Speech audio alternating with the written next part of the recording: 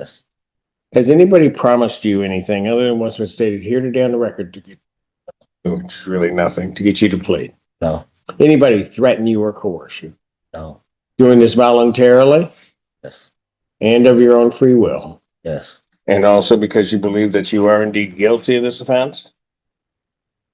On the date of January 14, 2026, location of 3000 Carpenter Road in Pittsfield Township, Washington County, State of Michigan. What'd you do on that date involving a Sharonda Stewart boss that makes you think that you're guilty? Here. 2026 at 8. Both of those proceedings are in person. Your Honor, if I could address bond. Ma'am. It's come to my attention that Mr. Evans has contacted the victim's listed number from his PIN in the jail about 10 times with 48 attempts. The most recent completed call was on March 2nd. So at this point, I'm going to ask for phone privileges and texting privileges to be revoked. Your Honor, it's our information that he was making these calls in relation to DTE. His daughter, his stepdaughter, Cormora Evans, informed him that the family's DTE energy had been shut off, and he was making arrangements to have family member, his sister, Kathy Ann Evans, go over, pay the bill so that the services could be restored. And it got cut back on. And it was turned back on. And Your Honor, I did want to note, in the one call I listened to, I did not hear mention of DTE. I also have concerns given that he had the bond violation when he was out of custody, said he was going there to help pay bills. Is now in custody for this violation of the no contact order, was told not to contact her, and then was contacting her. At this point, Well, first time. But my information, I'm unclear. Why would the stepdaughter call him? need to be contacted? He was calling his stepdaughter, Evans. Stepdaughter, are you saying it's a landline It's or is it a cell phone? it's cell phone. It's her cell phone. Whose cell phone? It's her cell phone. Her being whom? The daughter. But that's not the number that was called. That is the number that is called, Your Honor, and that was the number that's listed for the victim in the police report. And from the conversation, I'm not sure. Yeah, ain't no shit. But Your Honor, the stepdaughter informed him that they had $196 bill that was passed to services, electric services. I'm sorry, DTE was shut off, and the stepdaughter needed to How many calls were there? 10 completed calls, 48 attempts that were not completed. I hear what you're saying, but I don't know that it would take 2 calls to do that. Well, they had to go back and forth because Oh, what?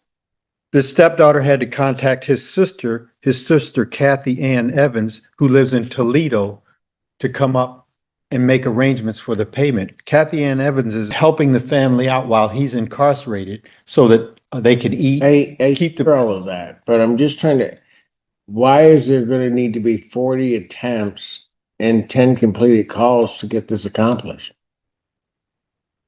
I can't speak to that. All I can speak to is the urgency in his mind to keep the family, the utilities on. It's cold outside, Your Honor. They need gas for the stove. It did get cut back on too, Your Honor. I was just trying to do the right thing, make sure everything was right.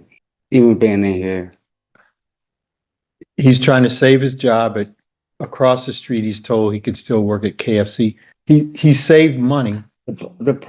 I get all of that, and I can appreciate it. And maybe if there had been 2 or 3 calls trying to get that arranged, one could do that. But was DTE mentioned in any of the calls? I didn't get a chance to listen to all the calls, Your Honor. The most recent call I listened to was the one that occurred on 32, and that was mention of you hurt me, I love you, things like that.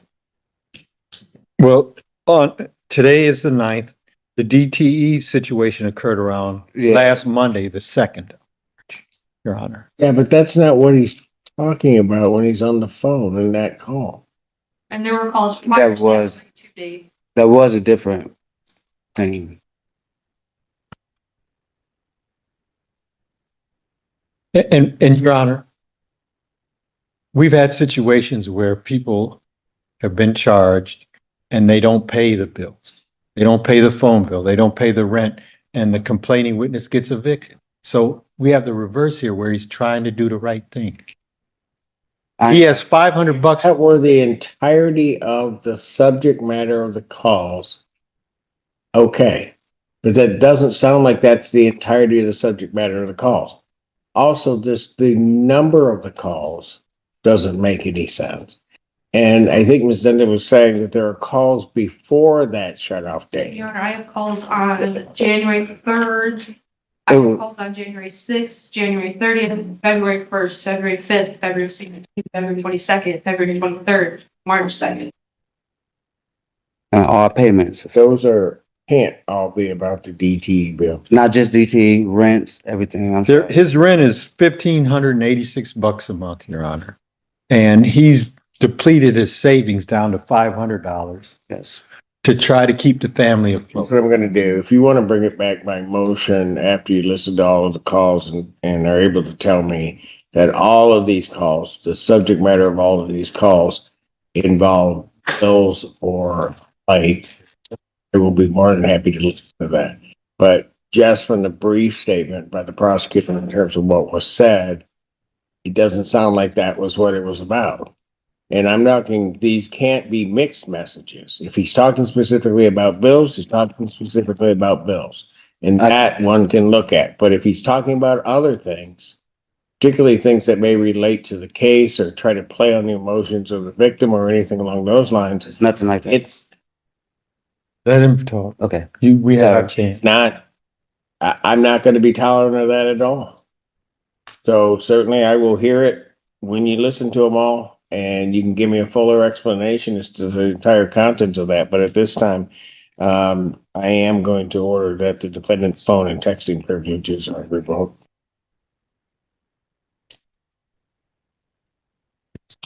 Thank you. Court calls case Stewart versus Jeremiah Driscoll. Haley said on behalf. Your Honor.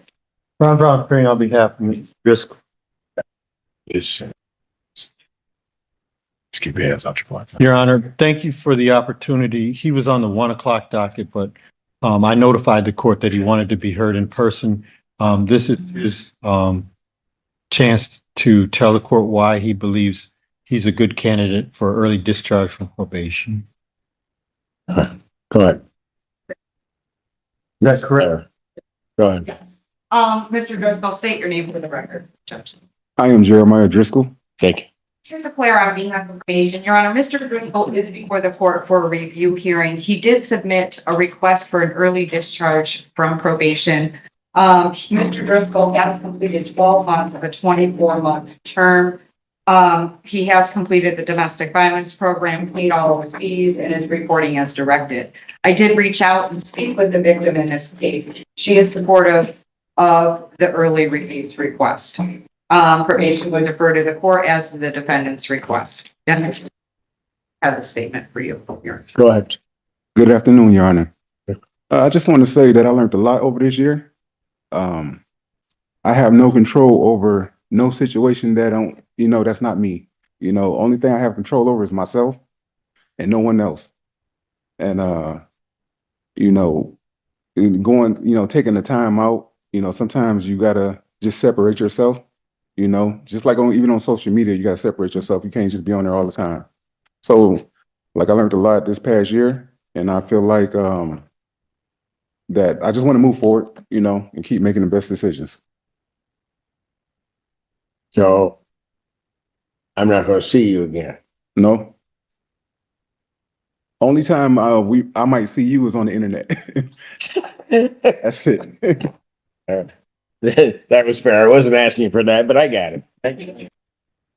All right.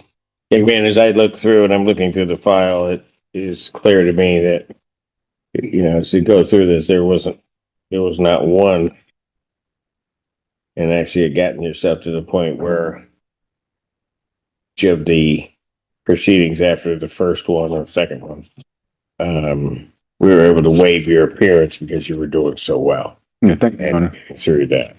So, since the victim is also supportive of this call, I'm going to grant your request. I'm going to discharge you from probation with it. Close this case out. I thank you, Your Honor. Your Honor, may I Yeah. he wants TV stars, say, Yeah. autograph. What's your autograph? My autograph. I can't. You are famous, Oh, I'm not Your Honor. here doing my job. I just bet. Okay.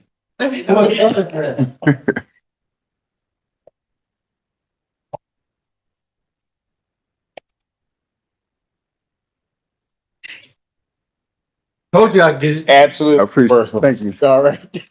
Thank you. Take care. Thank you, you too. Okay. Right. Court calls the case People versus Cat Robinson. At least that's what we have to do, Your Honor. Ron Brown appearing on behalf of Mr. Robinson. Mr. Robinson, please state your name. And Robinson. Okay, this is that form I told you got to sign. Would you sign it for me?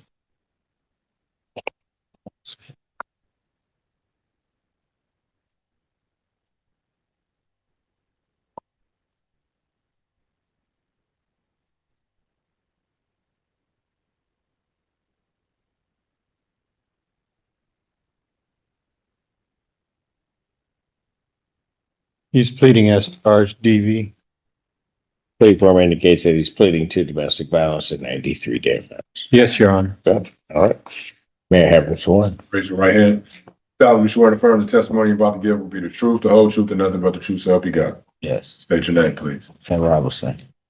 Sir, it is this court's understanding you're going to plead guilty to the charge of domestic violence. That's a misdemeanor, punishable by up to 93 days in jail, $500 fine plus court costs. You understand that? Yes. In understanding that, do you still wish to plead guilty to that charge? How do you plead? Guilty. Now, you understand by pleading guilty, you'll not have a trial of any kind.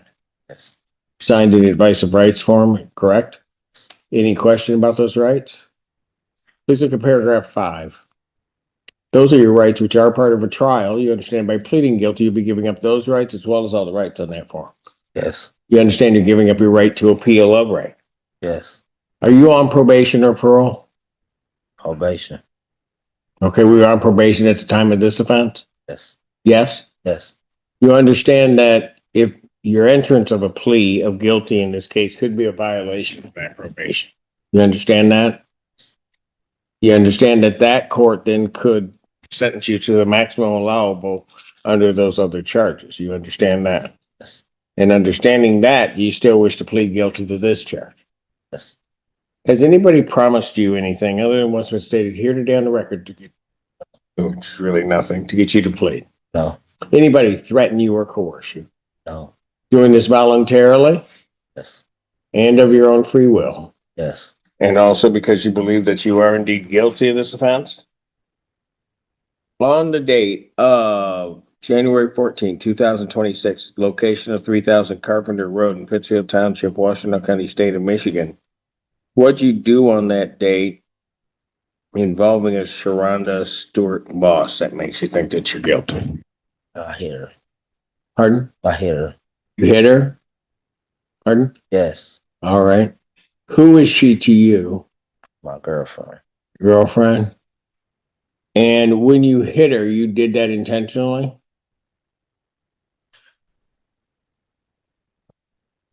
Pardon? Yeah. Well, you're shaking your head. I don't know. Did you hit her intentionally or was it an accident? It was an accident, but Well, I hit her. take it. Okay. Can we set it for final settlement? Absolutely. March name. Jury final settlement conference in this matter will be set for April 10th, 2026